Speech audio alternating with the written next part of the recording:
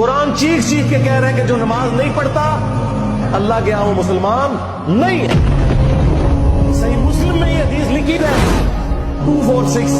کہ بندے کے کفر اور ایمان، شرک اور اسلام کے درمیان فرق کی نماز ہے۔ یہ حدیث مسلم میں ہی لکھی رہ گئی کہ ابن مسعود رضی اللہ تعالیٰ عنہ کہتے ہیں کہ جماعت کے ساتھ نماز پڑھنا یہ سنت خدا ہے، یہ تمہارے نبی کی وہ سنت ہے جو اللہ نے انہیں عطا کی، اگر اسے چھوڑ دو گے تو برباد ہو جاؤ گے۔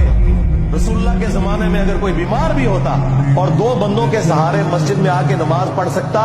تو اس کی کوشش ہوتی کہ میں مسجد میں جماعت سے نماز پڑھوں، کہیں مجھے منافق نہ شمار کر لیا جائے۔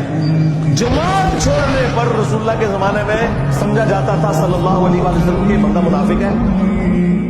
صحابہ کرام کو، اہل بیت کو کب معلوم تھا کہ ایسی امت بھی آنے والی ہے